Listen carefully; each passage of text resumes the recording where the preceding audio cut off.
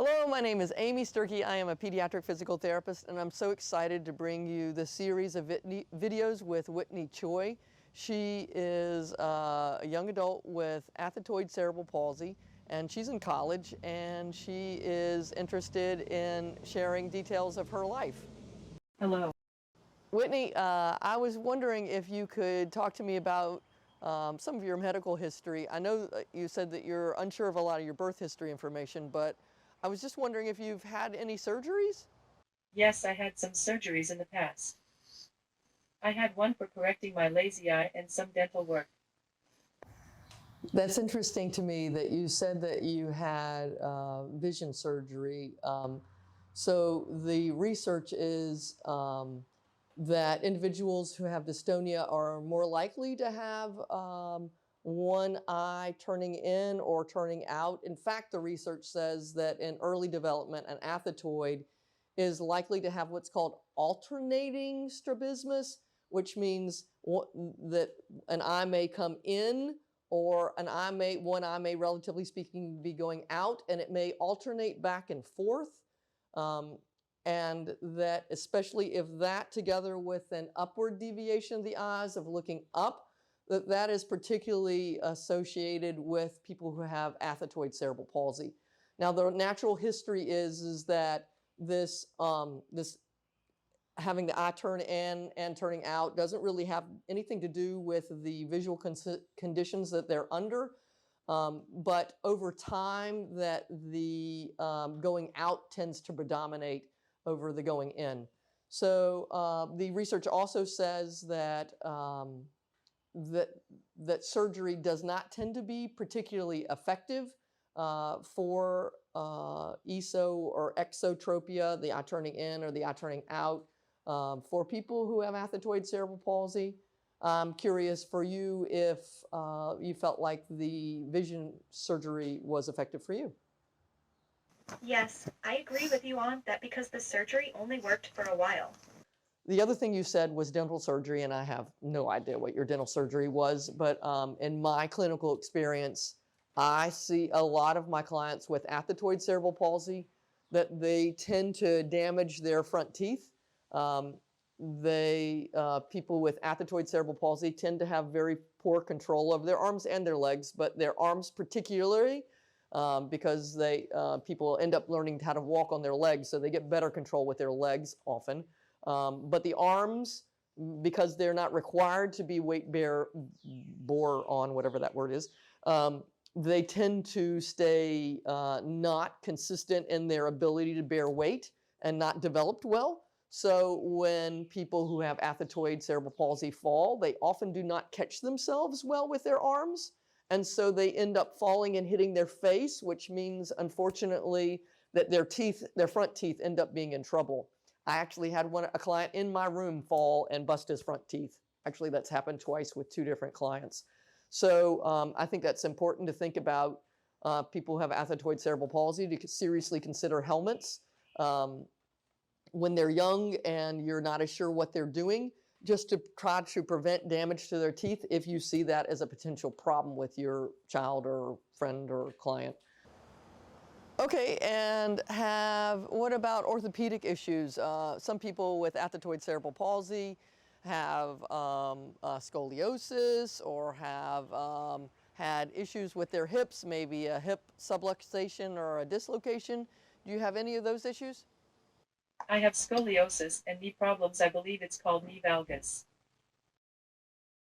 Okay, so that's interesting to me. You said the 2 problems that you've had are scoliosis and knee valgus. The research says that scoliosis is more likely to happen with people with cerebral palsy in general, and of the different types of cerebral palsy, it's like 18 times more likely to happen with someone who has athetoid cerebral palsy.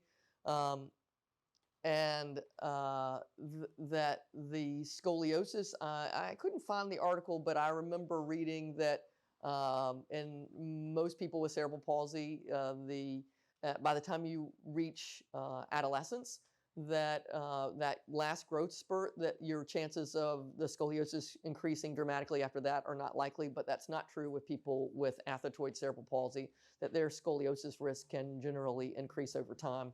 still even after that last adolescent growth spurt.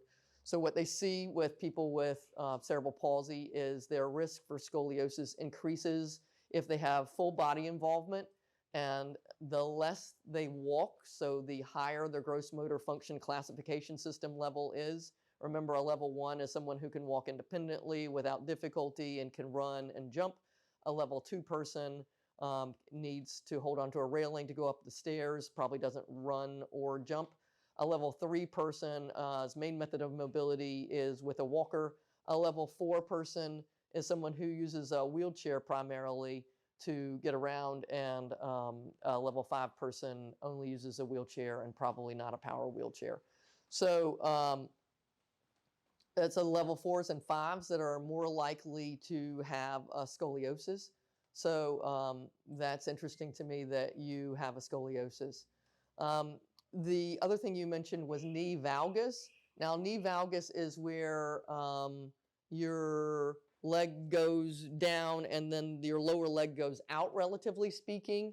The most common knee problems with people who have cerebral palsy are when they walk, they're either crouched with their gait or their legs are too extended with their gait, so their knees are. But you said that you have knee valgus, so the lower part of your leg goes out relative to the knee. And I see that to be more common with my clients who are W-sitters.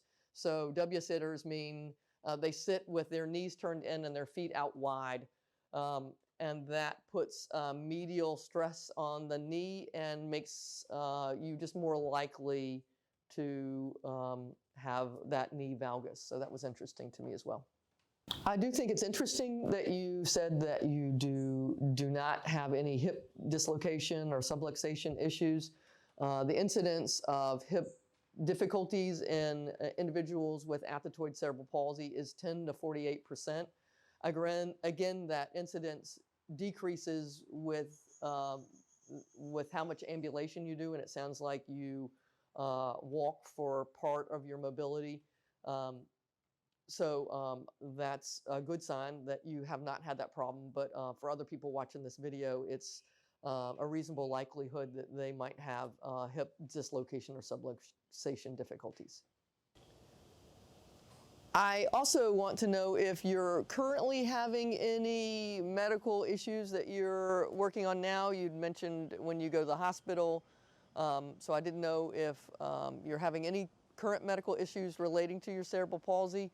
For example, a lot of my clients who have athetoid cerebral palsy, they might have Botox injections on a regular basis to address muscle tightness. Is that true for you? I don't have any medical issues at this moment. I'm also curious if you take any medications. There are a variety of medications that address muscle stiffness, and if you take any currently, and if so, what do you take? I take a low dose of baclofen, but it doesn't help tremendously. I am interested in having a pump though. I heard a lot about it.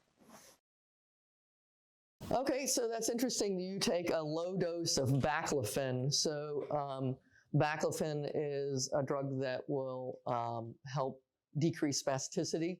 The research says that the most common thing used to, or one of the more effective things used to decrease athetosis or dystonia in people with athetoid cerebral palsy is an intrathecal baclofen pump, which is what you said you were interested in. It shows in some studies a decrease in the dystonia with people who have athetoid cerebral palsy. So that would involve having a pump placed usually in your stomach, not the organ of your stomach, but in the belly region. And then a cord that goes, or tubing that goes around into your spine and directly puts the baclofen into your spine. And then because baclofen does not go across the blood-brain barrier well, so you have to put it directly into the spine to be able to have a direct effect on the central nervous system and therefore affect the dystonia. I think that's interesting that you're interested in trying it. I have found that it affects spasticity more than it does the dystonia. So usually if you do a baclofen pump, you do a trial in which they will inject some into your spine to see if it in fact affects the symptoms or the tone problems that you're having. So I'll be very curious to hear if you do one of those trials to see how it helps you.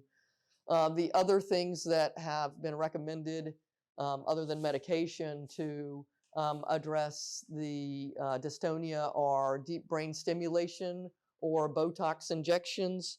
Both of those things have been found to help people more who have an inherited dystonia as opposed to ones that are developed from cerebral palsy. So I find your answers interesting. Whitney, I am really enjoying talking to you. Your answers are really interesting to me, and I think help provide a way to be able to talk about some of the things that are common with people who have athetoid cerebral palsy, so it can be educational for other people who watch this video. Thank you so much for being willing to share your life with others. I know that that can feel vulnerable, and I just appreciate your willingness and your bravery. It was really fun making this educational content, and I really hope people this helpful. Bye! Thanks a lot. I hope this is helpful, and we'll see you next time. Thanks a lot. Bye-bye.